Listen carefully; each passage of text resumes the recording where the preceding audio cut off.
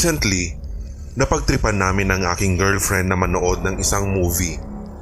Actually, last full show na ang naabutan namin gawa ng 6:00 ng gabi kasi ang out namin sa opisina at na-traffic pa kami papunta sa mall na kung saan kami manonood ng movie. We were so very annoyed habang nanonood dahil ang babastos na mga nasa likuran namin. Ang lakas ng boses nila habang nakikwentuhan at naghahagik-gikan pa sila sa tuwing napapalingon kami sa bandang likod. Lumabas kami ng girlfriend ko para i-complain sa security ang kaingayan nila sapagkat nakita naming wala naman ng tao sa ticket booth. Ganon na lang ang aming hilakbot ng aking kasintahan makaraang sagutin kami ni Manong security guard. At sabi niya sa amin habang nakatingin sa 2 punit na tickets sa kanyang harapan. Sir? Kayo lang naman po ni Ma'am ang nanonood sa last full show eh.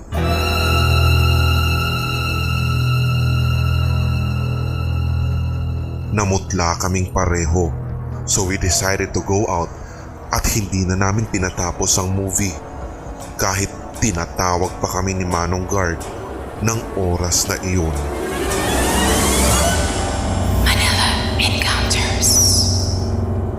Napagtripan lang namin ang aking BFF na magpunta sa Quiapo nung mga oras na iyon dahil ang haba ng break time namin sa eskwelahan. Matapos kaming pumasok sa simbahan ay napagkasunduan naming magpahula sa isang fortune teller na may katandaan na at matatagpuan lang sa gilid ng mga nagbebenta ng sampagita. Nauna ang aking bestie. Kinilabutan na lang ako sa puna ng matandang fortune teller lalo sa naging reaksyon ng aking BFF. Wika ng manghuhula. Iha? Hindi ka tao ano? Sagot naman ng aking bestie. Po? Bakit po ninyo alam? Panghuling wika ng matanda sa amin habang nakatingin din sa akin ay, kasi iha, walang guhit ang iyong mga palad.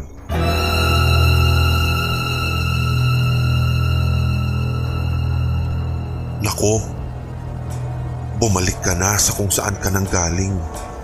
At huwag ka nang mananatili dito sa mundo ng mga tao. Manila Encounters.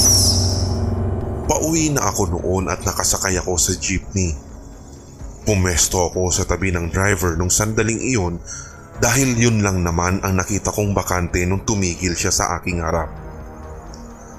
Saktong tumigil ang jeep sa gawing Intramuros at nakita kong sumakay ang isang madre. At dun siya umupo sa gawing likuran ko. Nadinig kong nagsalita siyang, "Manong, ito pong bayad ko." At ilang beses ko iyong nadinig. Medyo narindi na rin ako kaya nilingon ko na lang ang madre upang abutin ang bayad. Ngunit laking gulat ko nang wala yung madre sa kanyang kinauupuan. Nang hilakbot din ako sa tanong ng driver sa akin. "Noy, napansin mo rin pala siya? Ako, wag mo na lang papansinin yun. Gabi-gabi ko siyang naririnig at nakikita dito. Alam kong tulad ko, nakita mo rin siya."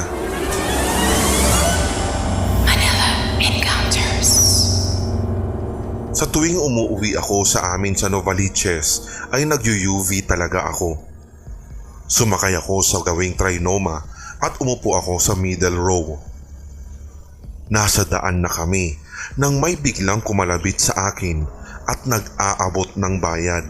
At dahil tila nagulat mula sa aking pagkakaidlip ay kinuha ko ang bayad na iyon at saka inabot sa mga nasa unahan ko. Pagkadating kay Manong driver ng bayad, nakita kong Tumingin siya sa akin sa rear mirror at nagtanong, "Ilan kayo dito sa 100?" Nung akmang lilingon na ako sa aking likuran upang itanong sa nag-abot kanina kung ilan sila sa pamasahing 100, ay siya namang panghihina ng aking mga tuhod nung sandaling iyon sapagkat wala akong nakitang tao na nasa likod.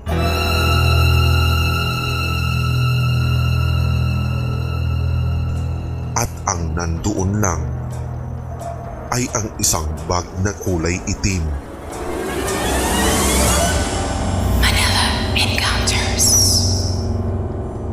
40 days ago nang mailibing si Uncle. Pumanaw siya gawa ng pulmonary infection.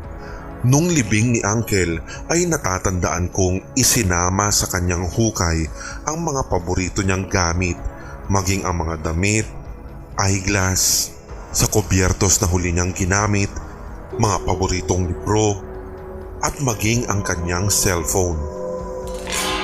May paniniwala kasi sa pamilya na hindi maganda ang nag-iiwan ng gamit ng pamilyang yumao. Baka daw kasi iyon ang maging dahilan upang magbalik sa mundo ang kanyang kaluluwa at maging dahilan upang hindi matahimik ang kanyang kaluluwa sa kung saan man siya mapupunta. Gabi noon nang mapagkwentuhan namin ang mga alaala ni Uncle. Isang sutil kong pinsan ang nakaisip ng trip na i-text daw namin ang cellphone ni Uncle. Pinigilan ko sila ngunit dahil sa curiosity nila ay wala rin akong nagawa. Text nila sa yumao naming Uncle. "Uncle, kumusta ka na? Where na you?" At pagkatapos ma-send ang naturang text message ay pumailan lang ang tawanan sa balkonahe hanggang sa biglang tumunog ang cellphone ng aking sutil na pinsan. Nabawi ang lahat ng tawanan at biglang natahimik ang lugar sapagkat may nag-reply sa cellphone ng aking pinsan at number iyon ng aming uncle.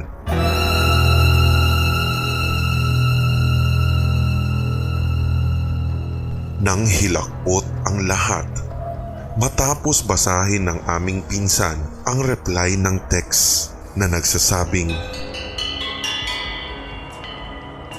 "Eto, ang lungkot-lungkot dito sa impyerno." Manila Encounters. Hating gabi iyon nang may nakuha akong pasahero sa angkas. Wala namang kakaiba nung gabing iyon, as in parang usual lang na gabi.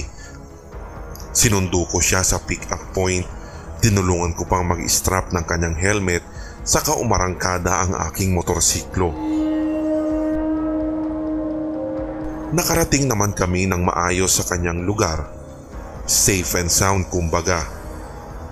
Ibinalik niya ang helmet sa akin bago siya pumasok sa isang eskinita. Hindi ko na nakita pa ang kanyang muka matapos iabot ang bayad sa akin dahil mas nakafocus ako sa aking cellphone gawa ng pag-text sa aking asawa na nagsasabing pauwi na ako. Akmang iaayos ko na sana ang helmet nang halos luwaan ako ng mga mata sapagkat nasa helmet ang kanyang ulo.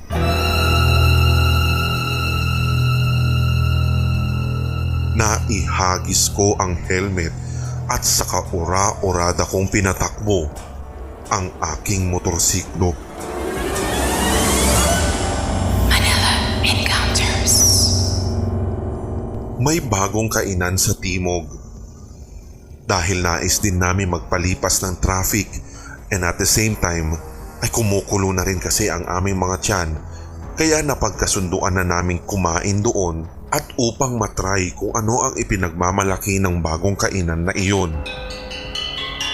Air-conditioned ang kainan, Napaka-organized ng mga table at lahat ng mga upuan at talagang nakakaengganyo pa rito ay ang mga positive quotations na nakapintura sa likuran ng bawat upuan. Mahaba ang pila kaya tiyak na hindi kami nagkamali sa aming piniling stopover para mag-dinner. Mas na-entice kami nang aming malaman na isa si Boy Abunda sa may-ari ng naturang kainan. Habang nakapila, amoy na amoy mo rin ang kanilang iniihaw na animoy litsong manok. Hindi napigil ng aking girlfriend ang magkomentong, "Wow, ang sarap naman. Amoy pa lang. Kakabusog na." At nagitian kami pagkatapos. Nabawi ang aming ngiti nang humarap ang taong nasa unahan namin sa pila sapagkat sinabi niyang, "Mas mabango pa yung amoy nito noon kesa ngayon." Noong ozone disco pa ang nakatayo sa lugar na ito. Manila Encounters. Hindi ko malilimutan noong may nasa lubong akong pari na may kagwapuhan at tila may lahing Espanyol. Nagtanong siya sa akin kung nasaan matatagpuan ang parokya ni San Miguel Arcangel. Itinuro ko ang bandang kaliwang likuan sapagkat ilang hakbang na lang iyon mula sa aming kinatatayuan. Habang nakaduro, sinasabi kong, "Ay Father, andun po sa kantong iyon, liko lang po kayo, then makikita na po ninyo yon." Habang nakangiti, ay tumango lamang ang naturang pari. Napawi ang aking ngiti nang bigla akong tinapik ng aking kaibigan na humabol sa aking likuran sabay sabing, "Hoy, sino kausap mo dyan?"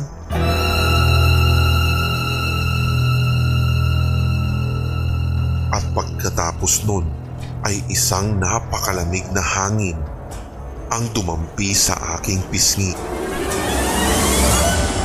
Manila Encounters.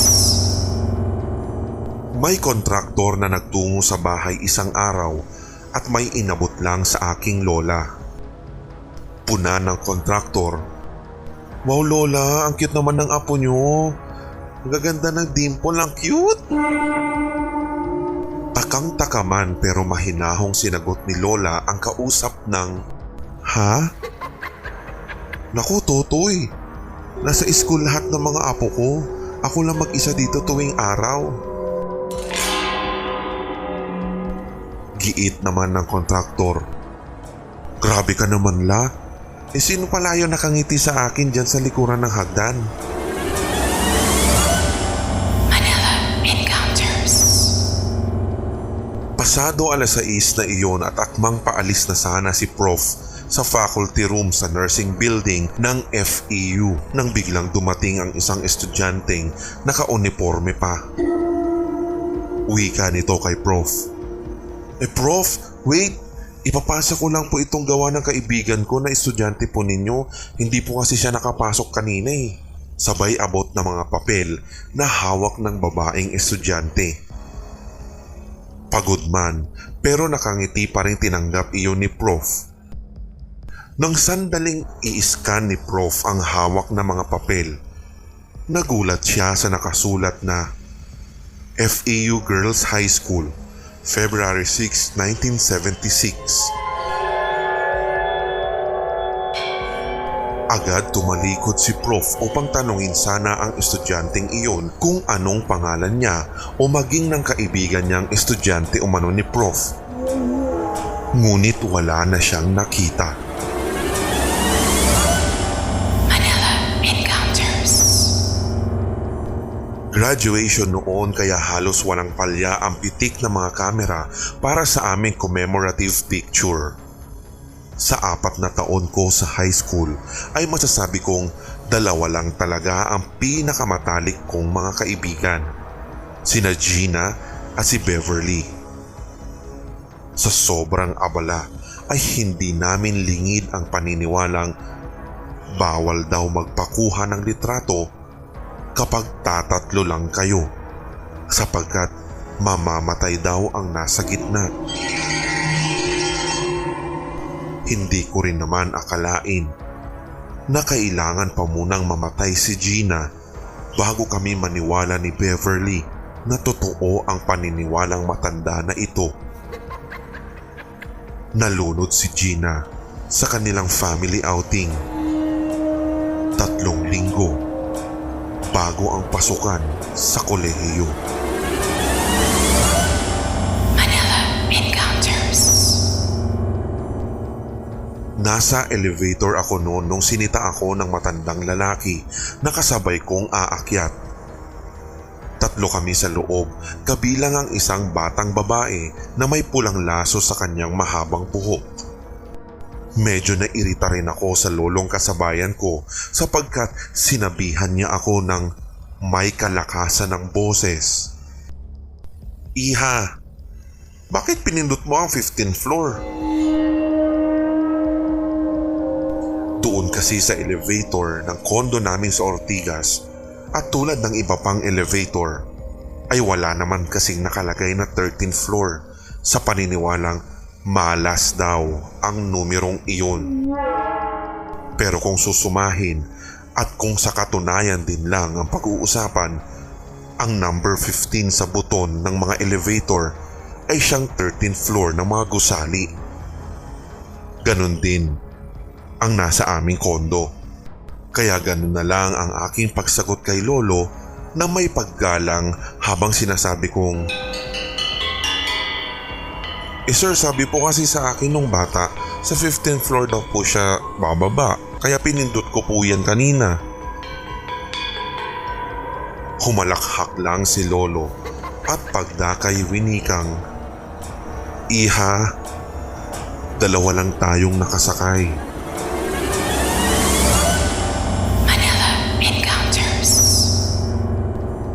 Biglang tumigil sa madilim na bahagi ng kalsada ang jeep na sinasakyan ko isang gabing maulan habang papauwi sa sukat. Nagulat kami nang sumigaw ang driver ng, "O tara, sakay na kayo at mababasa na kayo dyan. Tara, marami pang space." Nagtinginan kaming lahat ng nakasakay sa loob at sa tansya ko ay halos magkakasabay rin kaming napalingon sa gawing labas ng bintana habang ang iba'y nirorolyo ang trapal dahil wala naman din kaming nakitang mga tao doon. Isang matanda ang biglang nagsalita at ang sabi ng ali, "Nako, eto na naman sila. Dito kasi na-aksidente yung bus noon at halos lahat ng pasahero nito patay. Baka makikisakay na naman ng mga pasaherong iyon dito." Manila Encounters. Ibinibenta ko na ang aking hindi pa naman masyadong gamit na DSLR camera. Actually, mura na nga ang benta ko rito kay Nikon D850. Tapos, negotiable pa. Ninegotiable ko na para maibenta ko na talaga.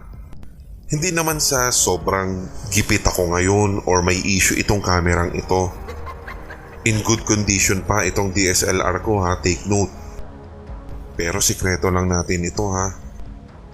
Huwag nyo na muna din sabihin sa mga potential buyer o kahit kanino. Natatakot kasi talaga ako eh. Naniniwala ako na may sumpa ang kamerang ito. Sa tuwing kumukuha kasi ako ng larawan gamit ito, hindi ko maipaliwanag kung bakit sa tuwing madedevelop ang picture, minsan walang ulo ang mga subject ko.